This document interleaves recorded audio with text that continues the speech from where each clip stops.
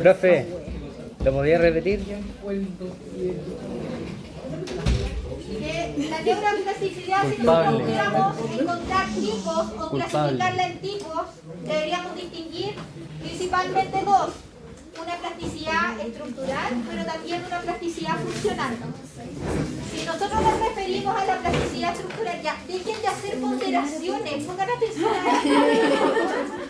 Después se ponen a hacer cálculos.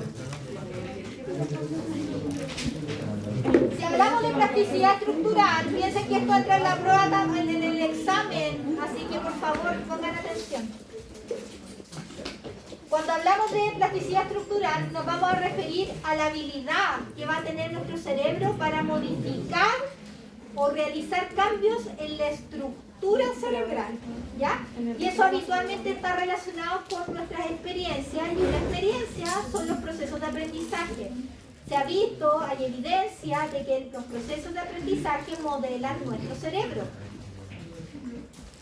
El siguiente caso o tipo de neuroplasticidad es el de tipo funcional. Y esto se refiere a que el cerebro tiene la habilidad de mover funciones. ¿A qué se refiere con mover funciones? Por ejemplo, si es que yo tengo una lesión, se pueden generar ciertas como compensaciones donde se pueda mover la función desde un área que está dañada a otra que no está dañada. Y eso es factible de hacer, y esa propiedad de plasticidad funcional se utiliza mucho en lo que tiene que ver con la neurorehabilitación, ¿ya? Que es algo que hacen mucho los terapeutas ocupacionales, los kines especializados en la parte de más como neuro. Justamente se valen de estos mecanismos de plasticidad para tratar de recuperar funciones que a lo mejor momentáneamente se perdieron por una lesión, que puede ser un tumor, una hemorragia, un proceso isquémico, etc. Y tratar de restablecer parcialmente la función original.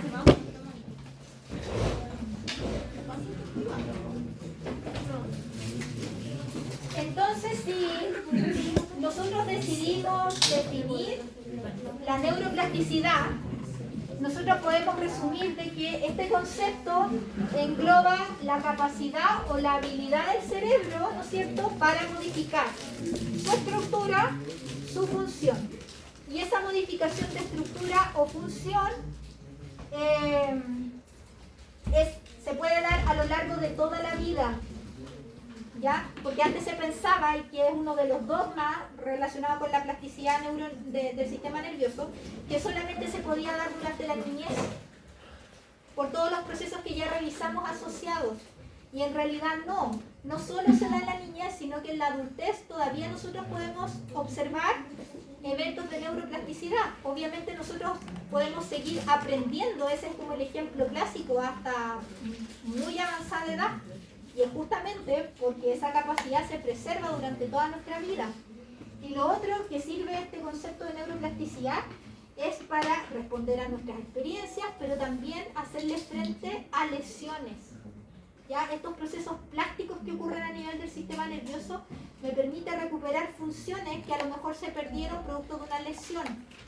Pero esto no es que, por ejemplo, yo tuve una lesión ahora y voy a recuperar la función 8 meses, un año después. No, estas son intervenciones rápidas.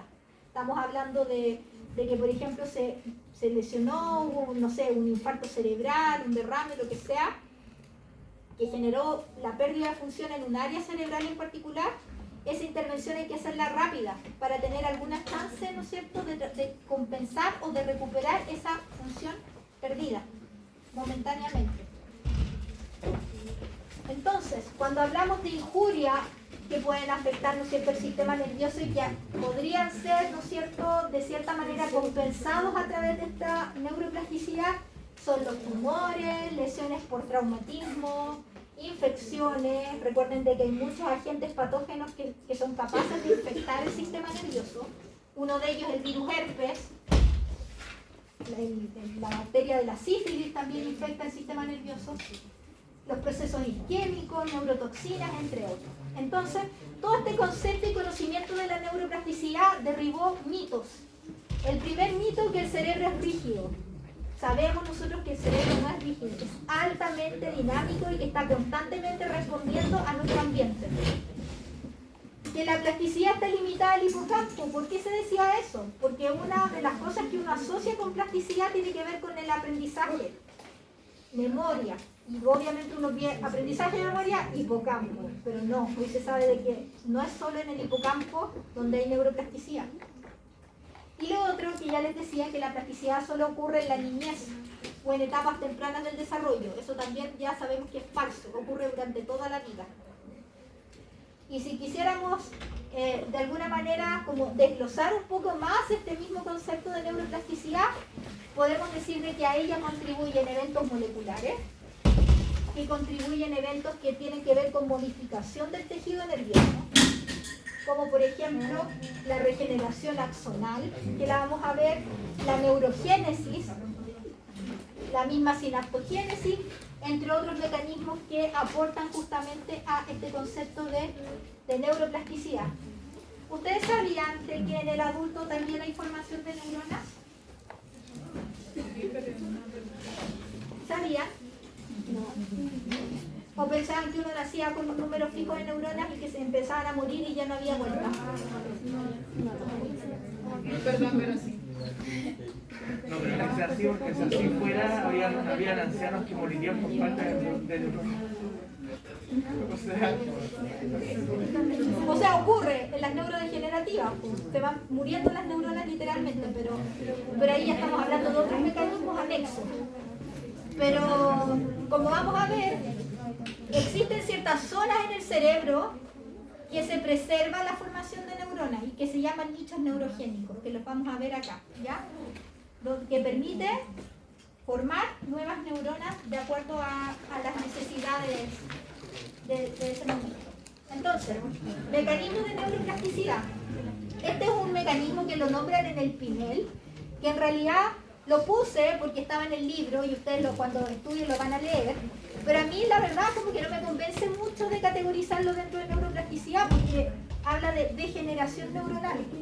Está bien, dentro de los fenómenos plásticos que ocurren en el sistema nervioso implica también lo que yo les decía, muerte, o sea, de que haya ciertos circuitos, ¿no es cierto?, que se desactiven si no se usan mucho y las neuronas se mueran.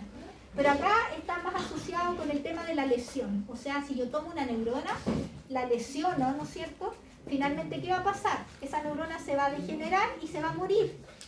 Y puede que no solo se muera la neurona que yo lesioné, sino que también puede que se mueran las neuronas que están alrededor y que se comunican con esa neurona. Por ejemplo, si la neurona que yo lesioné envía señales vitales para las otras neuronas de los alrededores, si yo la lesiono y se muere, lo más probable es que todas las otras neuronas que dependen de ella también se van a morir. Entonces, en general, cuando uno habla de neuroplasticidad, por eso te digo, esta es una visión personal. Uno habla como de mecanismos que de cierta forma tratan de preservar la función, una función en particular, ¿ya? Y esto de degeneración neuronal no siempre se asocia con preservar una función, ¿ya? Puede ser como dicotómica, para bien o para mal. Así que esta de degeneración neuronal yo la tomaría con un poco con pincita, dentro de lo que es el concepto de plasticidad, ¿ya? Las que sí, 100% convencida que están dentro del mecanismo de plasticidad, es lo asociado con la neurogénesis que yo les decía. Y efectivamente, durante el desarrollo se forman las neuronas, pero estudios posteriores describieron que existen zonas específicas dentro de nuestro cerebro donde se preserva la formación de neuronas. Y esos sitios se llaman nichos neurogénicos. Ya existe un nicho neurogénico que está a nivel del hipocampo, que se llama zona subgranular, y hay otra zona o nicho neurogénico que se encuentra en una zona que se llama subventricular y que ayuda a formar neuronas que van hacia el bulbo olfatorio, ya que tiene que ver con el sentido del olfato. ¿Ya? Estas zonas son súper importantes y finalmente actúan como reservorio de lo que son las células progenitoras que van a dar origen a las neuronas, ¿ya? Y estos reservorios pueden verse afectados por diferentes cosas, para bien o para mal. pueden verse afectados favorablemente, por ejemplo, con el proceso de aprendizaje. Los procesos de aprendizaje estimulan en la mantención de estos reservorios. ¿Y cómo funciona con el TDA o el TDAH? ¿El trastorno? ¿A qué nivel dices tú? ¿Cómo está con el aprendizaje? Ah, ¿por qué? Porque resulta de que una de las estructuras que está íntimamente ligado con el proceso de aprendizaje y memoria es el hipocampo. Y el aprendizaje es un tipo de experiencia que genera reconexiones o formaciones sinápticas, ya sea nuevas o mejoramiento de las conexiones sinápticas existentes para generar, ¿no es cierto?, un conocimiento en particular o una memoria en particular dependiendo de la experiencia. Entonces, por eso el aprendizaje estimula este proceso neurogénico, que se generen nuevas neuronas, que se formen nuevas conexiones para consolidar estos conocimientos o aprendizajes. Profe, la otra vez un psiquiatra hablaba sobre el BDNF. El factor y recomendaba neurotrófico. como sus pacientes con depresión hacer ejercicio para que se produjera más eso, creo. Claro. Y le daba como neuroplasticidad y cosas Es que el BDNF es un factor trófico, que se llama, que es un factor que puede tener acción neuroprotectora y que también promueve el desarrollo del sistema nervioso, el BDNF. Entonces, de hecho, el ejercicio físico, además de liberar estas neurotrofinas como el BDNF, que promueven la mantención de estos nichos neurogénicos, el ejercicio en sí estimula a todo nivel, a nivel de preservación de la función del sistema nervioso y todo lo que nosotros conocemos de salud en general. Reduce los estados proinflamatorios, enfermedades metabólicas, entonces sí, tiene que ver con eso. Las neurotrofinas, el BDNF es una neurotrofina.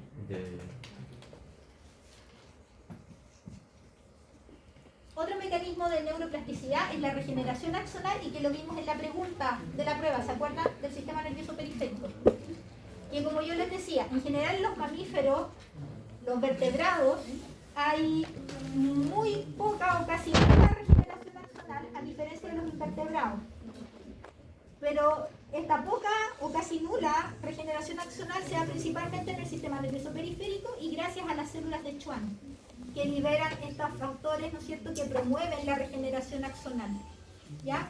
Lo que sí, estos fenómenos plásticos a nivel de la regeneración axonal puede que efectivamente permitan recuperar, ¿no es cierto?, el mismo axón que se lesionó, en el mismo sentido en que estaba funcionando.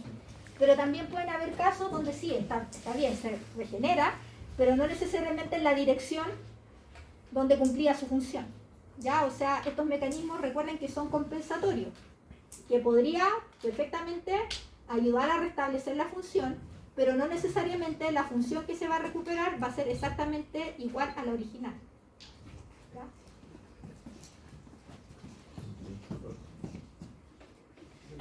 Lo otro es esto, la colateralización o la formación de brotes axonales que sale también en el pinel, que es, por ejemplo, si yo tengo dos neuronas que están muy próximas y yo lesiono el axón de una de ellas, pierdo obviamente las conexiones sinápticas que tenía esa neurona, ¿no es cierto?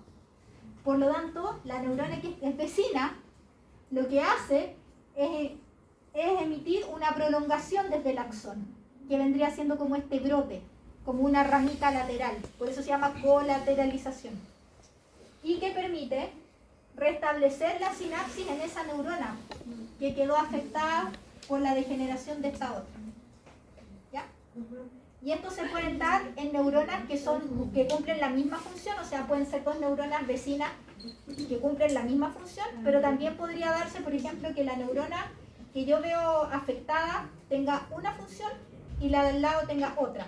Por ejemplo, por decir una sea sensitiva y la otra motora, por decir algo. Igual podría perfectamente darse ese efecto de la colateralización con tal de preservar la sinapsis con esa otra neurona.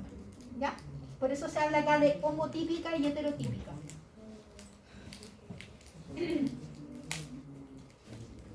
El otro concepto que es 100% reflejo de la neuroplasticidad tiene que ver con la reorganización funcional. Y acá les muestro dos ejemplos que también ustedes los van a leer en el pinel. Un ejemplo donde estudian la corteza somatosensitiva de las ratas. Porque algo que está muy bien descrito, ya sea en humanos y también en modelos animales, es cómo se distribuye, ¿no es cierto?, el mapeo a nivel de la corteza sensitiva y de la corteza motora. ¿Se acuerdan del homúnculo? De ese individuo chiquitito que tenía los labios grandes, las manos grandes, los pies grandes y eso. Y ese mapa en la corteza donde decían en qué zona estaba la mano, los dedos, la boca, etc. Basándose en esos mapeos, investigadores hicieron un estudio en ratas donde lesionaron un área específica de esta corteza que tiene que ver con el movimiento de los bigotes. La lesionaron, dejaron, ¿no es cierto?, que se recuperara y luego hicieron mediciones.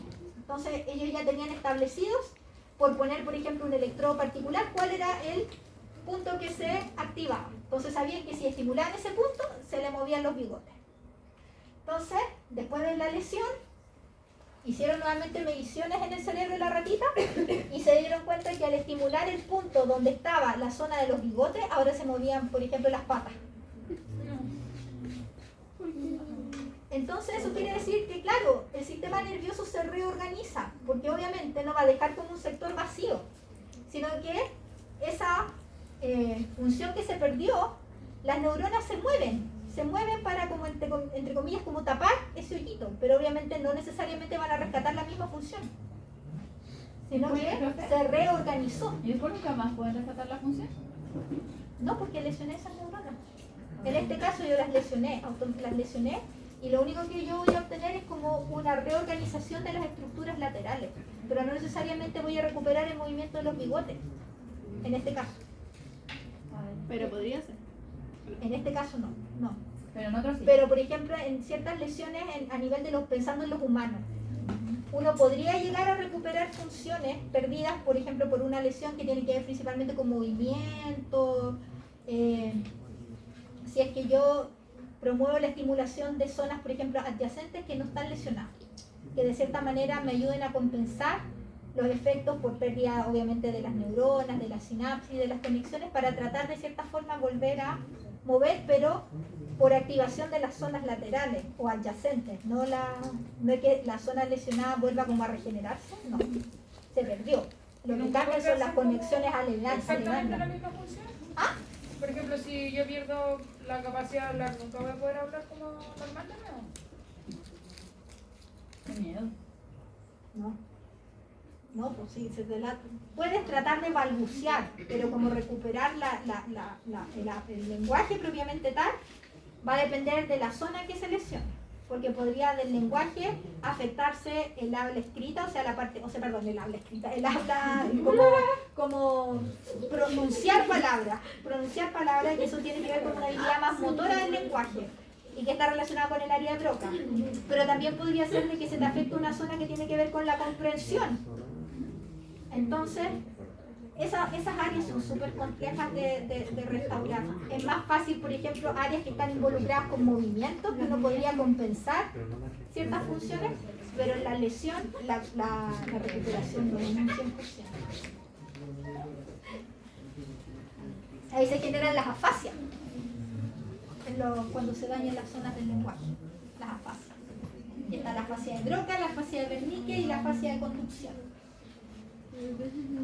Esto de acá, lo que quiere decir es también una compensación relacionada con la inervación que yo les decía. Por ejemplo, si tengo dos nervios que salen del dedo y yo corto el axón de uno de ellos, lo que puede pasar es que, por ejemplo, el axón de la neurona, como la neurona B en este caso, puede que se fortalezca la sinapsis, ¿ya? O que a la vez este mismo nervio, ¿no es cierto?, como que sobrevive, de cierta manera, como que arme una sinapsis que simule a la perdida, como que sea A y B. No sé si me explico, pero la cosa es que el cambiar, ¿no es cierto?, o lesionar uno de los nervios puede generar que se fortalezca la sinapsis ya existente o que se generen nuevas sinapsis para tratar de compensar el efecto de la pérdida de la conexión porque se lesionó, ¿no es cierto?, un axón, por ejemplo.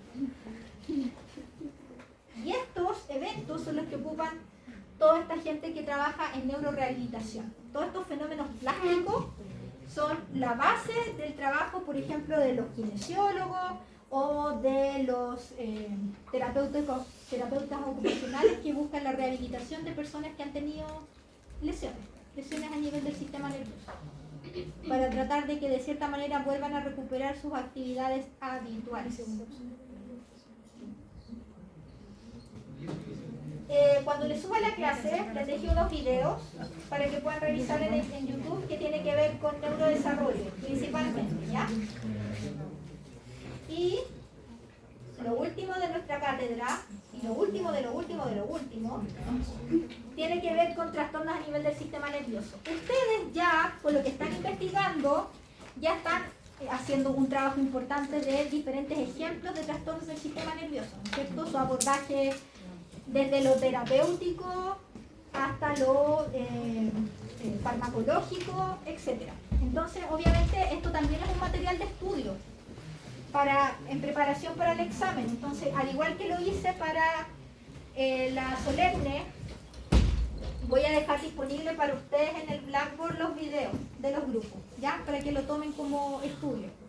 Igual, en la sección anterior me decía que a lo mejor, si se animan, no es obligación, podrían entregar como resúmenes o mandarme un resumen de su trabajo y yo subirlo al Blackboard para que también tengan algo de lectura, el video más el guión, por ejemplo, o algo que ustedes quieran entregar.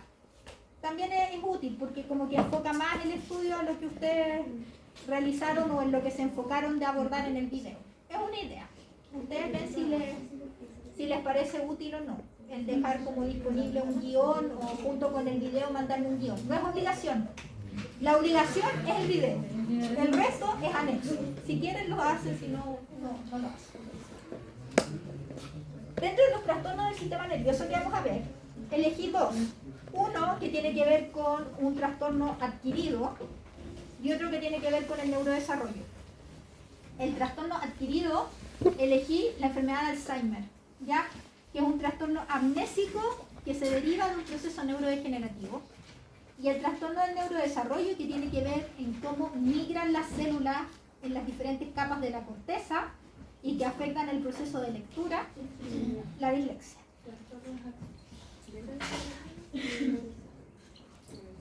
Entonces, la enfermedad de Alzheimer es una de las causas de demencia más común y que en general se da en edades más avanzadas. O sea, generalmente los debuts del Alzheimer puede ser 70, 80, 60 años, pero igual existen casos de debut temprano que se llama aparición temprana de enfermedad de Alzheimer y que generalmente tiene un componente genético muy fuerte, ya porque se han descubierto, hay genes que están relacionados con un mayor riesgo de desarrollar enfermedad de Alzheimer, ¿ya? Es de tipo progresiva esta enfermedad, como ustedes deben saber, y se caracteriza por una neurodegeneración derivada de la acumulación de lo que son las placas neuríticas o placas seniles y unas estructuras que se llaman ovillos neurofibrilares, que lo vamos a ver en detalle. ¿Y qué pasa con estas placas y estos ovillos? Se empiezan a acumular en ciertas zonas del cerebro, principalmente el lóbulo temporal medial y estructuras neocorticales. ¿Y qué va a generar esto? Va a generar un deterioro cognitivo progresivo, pérdida de la memoria y finalmente pérdida de todas las funciones básicas que realiza un individuo. Y en muchos casos existen complicaciones derivadas también de todo este deterioro a nivel del sistema nervioso que finalmente genera la muerte de estos pacientes. Las proyecciones no son muy alentadoras porque en realidad se dice que al 2050 van a haber alrededor de 150 millones de personas que van a estar afectadas con Alzheimer. Por lo tanto, el costo a nivel a nivel de la red de salud igual va a ser espantosamente alto. Por lo tanto, todos los esfuerzos que los científicos, los neurocientíficos hagan en buscar terapias que permitan de cierta manera controlar la progresión de la enfermedad van a ser muy útiles. Porque claro, al principio, como es un tipo de demencia, tienen que hacer todo el cruce de información clínica que te permita distinguir de qué tipo de demencia estamos hablando. Pero hoy existen también, además de los criterios netamente clínicos, muchos biomarcadores. muchos biomarcadores que permiten distinguir frente a qué tipo de demencia yo estoy presente. ¿Ya? Entonces, esto es lo que yo les menciono acá. Les voy a subir los artículos. Les advierto que están en inglés algunos, pero son bien didácticos, así que yo creo que hasta con las imágenes van a poder entender bien la idea. Pero acá lo que quiero que sepan es que existen diferentes instituciones que se encargan de, por ejemplo, organizaciones relacionadas con el estudio de las demencias, relacionadas con el Alzheimer, el mismo DSM-5, que son los criterios diagnósticos de enfermedades psiquiátricas, ya que es el último actualizado, tiene criterios para definir cuando existe todavía una función cognitiva normal, cuando está alterada medianamente y cuando ya hay un compromiso mucho más severo, y poder categorizar al paciente en uno de estos estadios. Pero también está lo que yo les decía, también categorizar, porque hay que distinguir qué tipo de demencia es. Entonces lo primero que uno hace es ver, por ejemplo, ¿están afectadas las funciones del día a día? ¿Sí o no? ¿Hay un deterioro cognitivo? ¿Sí o no? ¿Hay alteraciones del ánimo? ¿Hay alteraciones a nivel de la memoria? Y de acuerdo a esos criterios uno va haciendo como un checklist para tratar de categorizar en qué estadio podría estar el paciente, pero después existen unos biomarcadores clínicos que me permiten efectivamente dilucidar si estoy frente a Alzheimer o no. Hoy en día la tecnología de las imágenes nos ofrece un poder pero fundamental para hacer este tipo de detecciones, porque a través de resonancia magnética o la tomografía de emisión por positrones puedo hacer detección de ciertos biomarcadores. ¿Cuál ha sido la persona más joven diagnosticada con Alzheimer? 30 años, más o menos. Sí, como 30 años, sí. Pero esas generalmente, las de inicio temprano, están asociadas a componentes genéticos. Generalmente. Porque en realidad todos nosotros en estos momentos estamos producto de la actividad cerebral normal, de cierta forma acumulando placas seniles. O sea, es un mecanismo que se da. Pero no todos nosotros vamos a desarrollar ni demencia ni Alzheimer. Son muchos otros factores que predisponen para esto. Pero sí, más o menos como 30 años, o quizá un poquito menos. Entonces, les decía, la tecnología en la parte de imágenes nos ha ofrecido herramientas poderosísimas para poder detectar efectivamente si estamos frente a enfermedad de Alzheimer. Por ejemplo, que me permite detectar estas placas seniles que están formadas por estos péptidos A beta, que me permiten detectar las proteínas que participan en la formación de estos ovillitos, que también finalmente gatillan muerte neuronal, que me permiten detectar el estado metabólico de mi cerebro, porque a medida que empiezan a morir las neuronas, obviamente la tasa metabólica de mi cerebro baja. Recuerden que el cerebro es activo metabólicamente, pero así muchísimo, y que necesita mucha energía constantemente para todas las funciones que realizan. Por eso es un órgano tan complejo. Pero entonces, para poder diagnosticar Alzheimer hay que hacer un cruce de información entre biomarcadores y todos los criterios clínicos que están más asociados a procesos cognitivos, si perdió la memoria, si mantiene sus actividades, etc. ¿Ya? Y lo que quiero que sepan también es que estas proteínas que se ven involucradas, que forman estas placas seniles o estos ovillos, son proteínas que forman parte de la estructura normal en el sistema nervioso y en las células. Por ejemplo, el péptido A beta, que forma de las placas seniles, deriva de una proteína que es la precursora amiloide, y esta se expresa en la sinapsis de las células nerviosas y cumple una función especial en regulación de la transmisión sináptica, pero en ciertas ocasiones y frente a ciertos factores de riesgo, este precursor de amiloide se procesa y forma un péptido A beta que es insoluble. Generalmente todos los que se liberan producto de este procesamiento son solubles, quiere decir de que no forman agregados, se liberan y después cumplen su función, se eliminan. Pero existe una forma de este péptido que es el 42, que es insoluble, y ese es el que se empieza a aglomerar y forma estas placas seniles. Pero como les digo, el péptido APP, el precursor de amiloide, está en la sinapsis de las neuronas de forma natural. La proteína tau, que forman los ovillos neurofibrilares, es una proteína que estabiliza los microtúbulos. Es parte de proteínas que controlan el citoesqueleto de microtúbulos.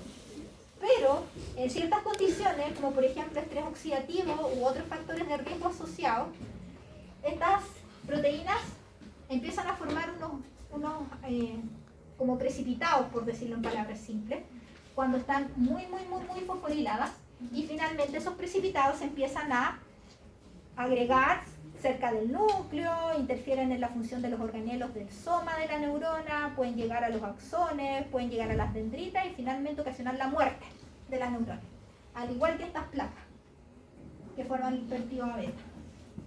Entonces, la neuropatología, formación de las placas seniles, principalmente por el péptido A beta, formación de ovillos neurofibrilares por la formación de estas proteínas tau hiperfosforiladas, y que finalmente todos esos mecanismos van a generar pérdida de la sinapsis, atrofia del cerebro y finalmente van a gatillar la muerte de estos pacientes.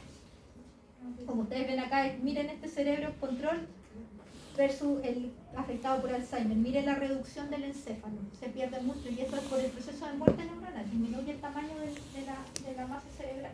¿Profe? ¿Y esa como disminución de la masa cerebral, como cuánto tiempo lleva? ¿A qué te refieres? ¿Cuánto tiempo? Pueden ser años.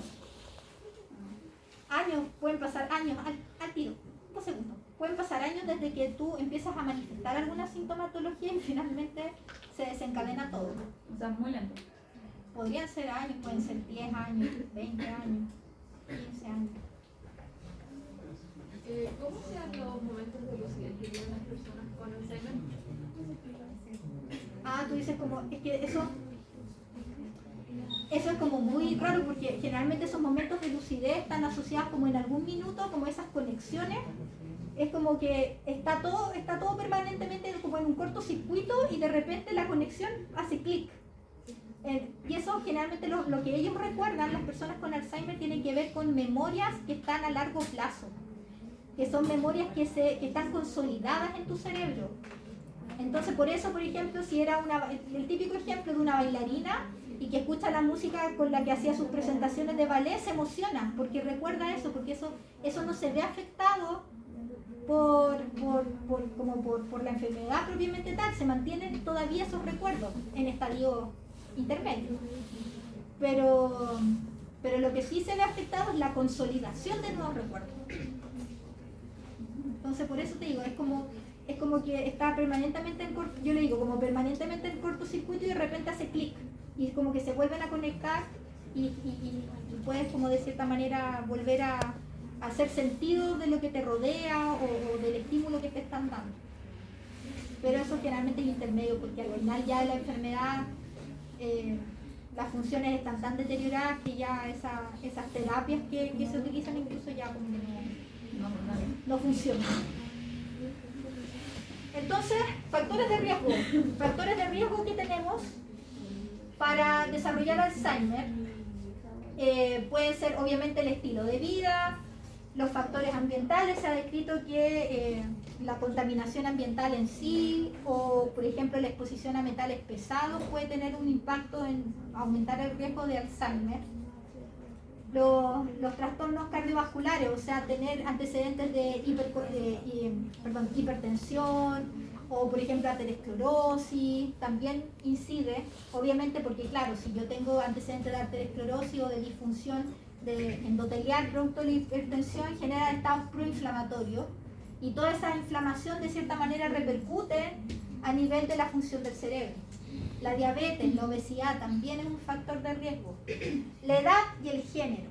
Como yo les decía, lo habitual es que se dé esta enfermedad en personas más mayores, pero también existen casos de una manifestación mucho más temprana. Y de hecho se ha visto, a pesar de que no es una enfermedad que se ligue al sexo, se ha visto que en general se da más, las formas de Alzheimer más graves se dan en mujeres que en hombres. Y eso está muy relacionado con los estrógenos. Pero no es que esté ligado al sexo, pero los estrógenos tienen un papel importante de empeorando el Alzheimer en mujeres respecto a los hombres. Infecciones también pueden tener un papel importante en el riesgo de Alzheimer. Los factores genéticos. Existen genes o existen mutaciones en ciertos genes que aumentan el riesgo de padecer Alzheimer. Dentro de esos genes está el mismo gen que codifica esta proteína APP, que lo que hace finalmente es modifica la forma en que se procesa y genera más de este péptido insoluble que genera estas placas seniles. Otras proteínas también que están relacionadas con este mismo procesamiento, proteínas que tienen que ver, por ejemplo, con la formación de la vaina de mielina, que también se pueden ver alteradas. Y como les digo, en general estas mutaciones se heredan de forma autosómica dominante y intervienen principalmente en el debut temprano del Alzheimer.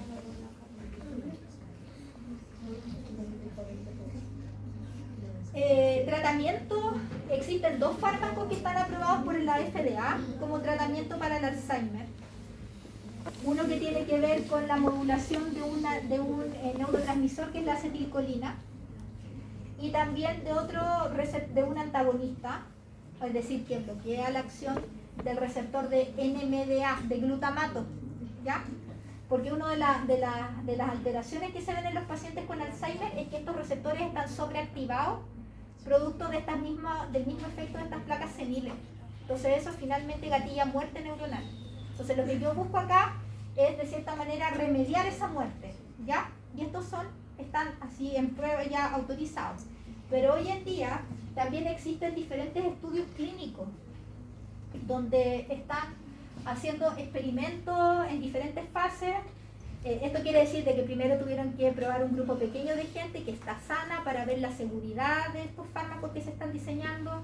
Ahora algunos ya van en la etapa donde aumentaron el número de gente y están probando pacientes enfermos y sanos.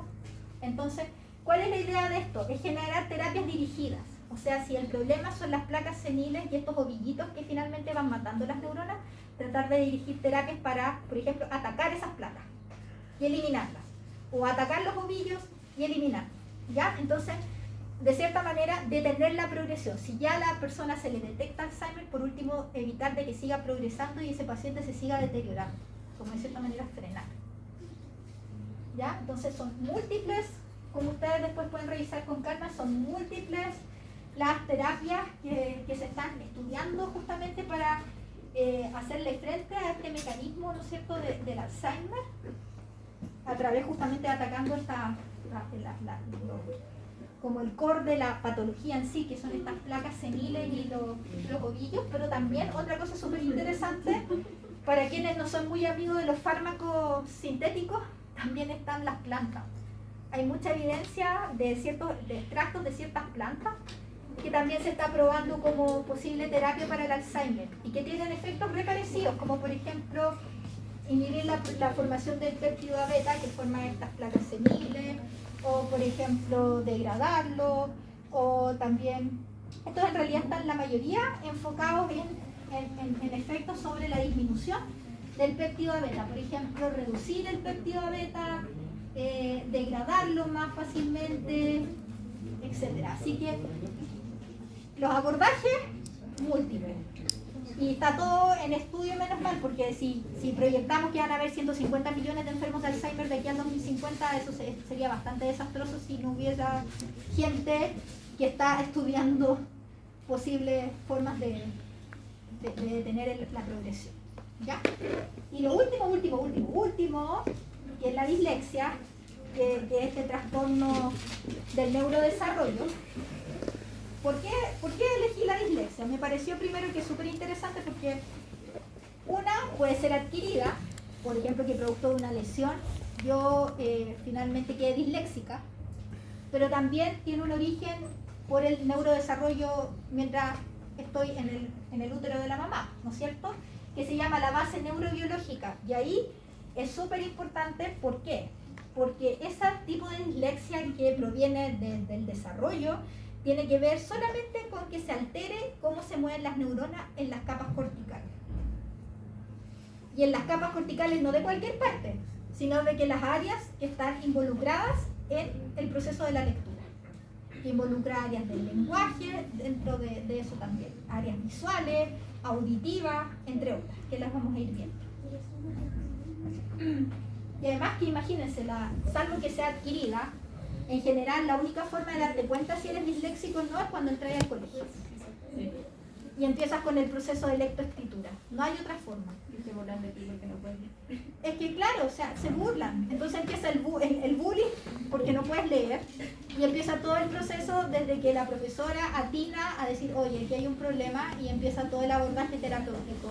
Para que vean, sí, aquí se puede afrontar el problema si es que el abordaje se hace a tiempo, porque hay que modificar las pautas de evaluación, hay que modificar los mecanismos de enseñanza, todo con tal de abordar el problema.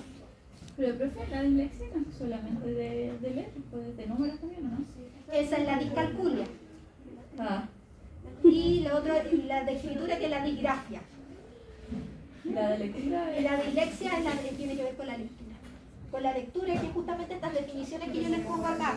Trastorno neurobiológico que se asocia a alteraciones en la lectura, que puede estar asociado, por ejemplo, al reconocimiento de las letras, al confundir las letras, o por ejemplo, ya te sabes las letras, pero no puedes asociar el sonido de una letra con la respectiva letra. No sé si me explico. Entonces eso mismo hace que vayas distorsionando las palabras o simplemente no las puedas leer. yo tengo. Ayuda.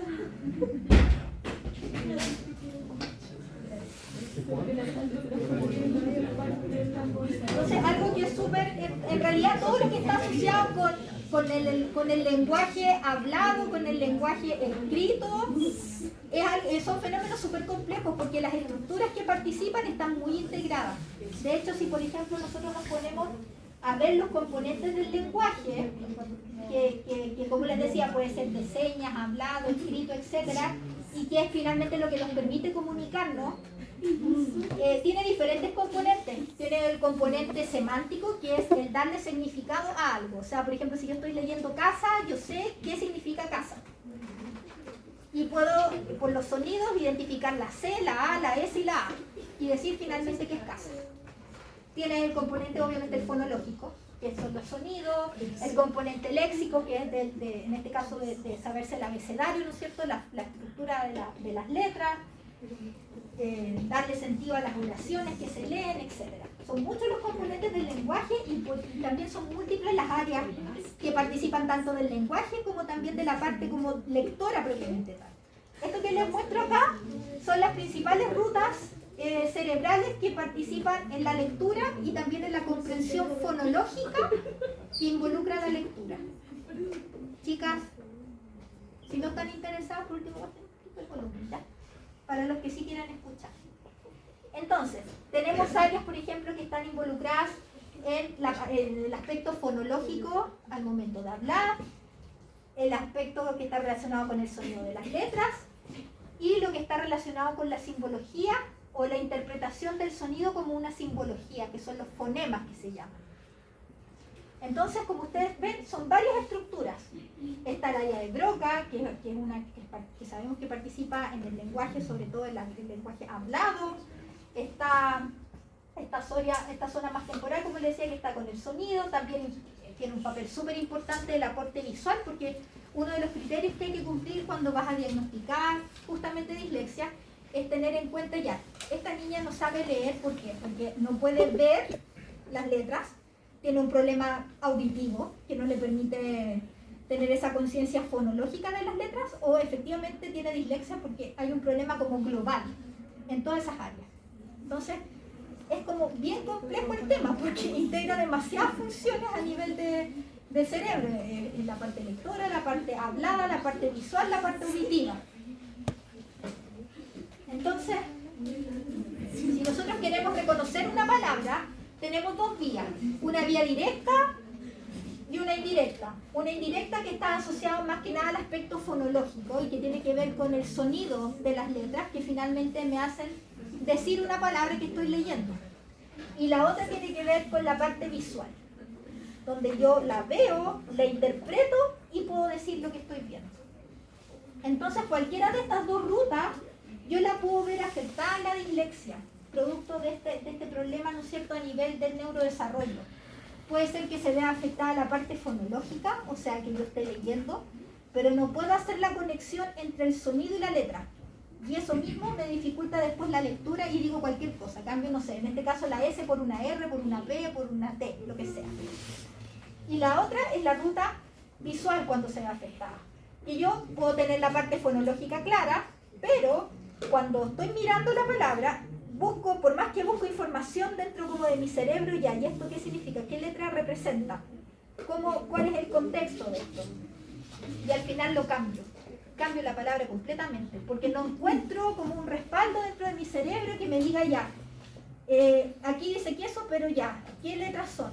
Q, ya, se genera esto es una deformación aún más grave que la fonológica, porque la fonológica por último son letras específicas que se pueden ir invirtiendo, pero acá te cambia, generas una palabra totalmente diferente a lo que estás leyendo.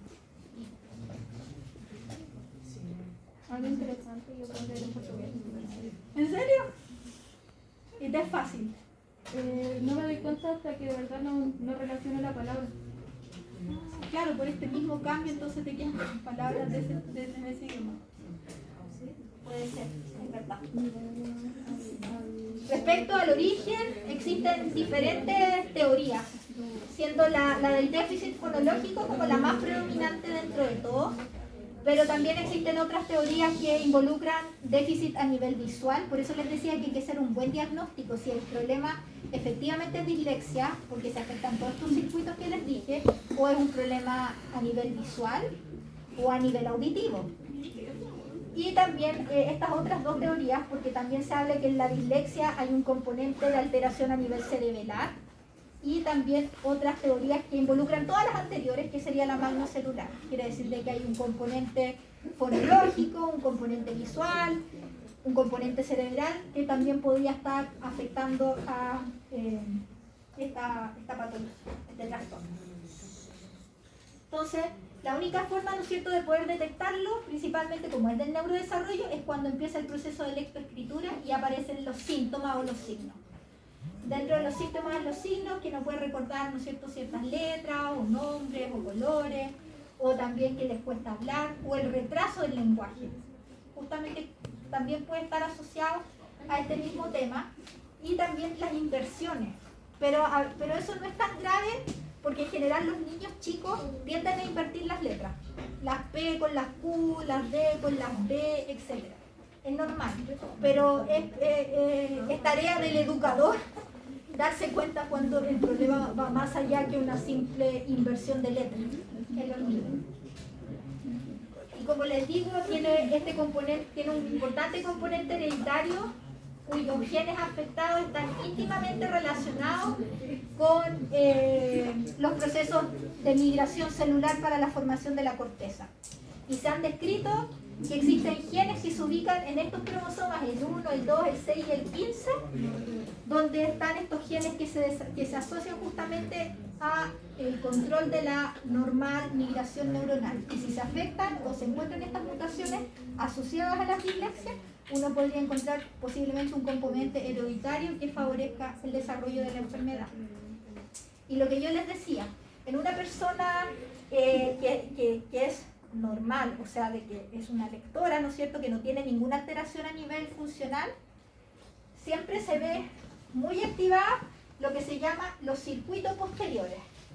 Esta primera porción que tiene que ver con la memoria de trabajo verbal y otras regiones más posteriores que tienen que ver con el procesamiento auditivo, visual, de lo que es las palabras que se van a leer. Entonces, una persona normal las tiene muy activadas, fisiológicamente normal, muy activadas, pero en el caso de los niños que tienen dislexia, se produce lo que se llama la hipoactivación posterior o de los circuitos posteriores. Está muy disminuido. Si nosotros hacemos un examen de imagenología, nosotros podríamos detectar que efectivamente se encienden menos estas zonas, ¿ya? Y que justamente estos problemas de migración de las neuronas en las áreas de las cortezas justamente son en estas zonas. Pero lo bueno es que la dislexia es totalmente abordable, porque acá mismo muestran otro cerebro del mismo niño luego de un abordaje terapéutico, y es recuperable la función. Todo va, que se detecte temprano, que se dé cuenta la profesora lo antes posible, que empiece el tratamiento psicopedagógico, que se cambien las pautas de enseñanza-aprendizaje, etc. ¿Ya? Y ahí el abordaje se hace perfectamente y la persona que tiene dislexia puede cursar exitosamente todas sus enseñanzas. Así que eso les quería contar hoy, pues chiquillos.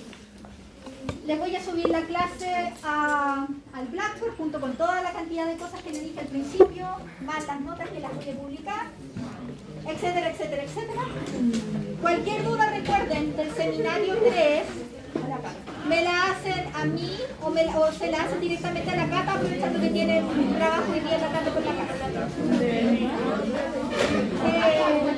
Lo otro importante, chicos, por favor, cualquier problema que se presente en los grupos, díganle a la Cata.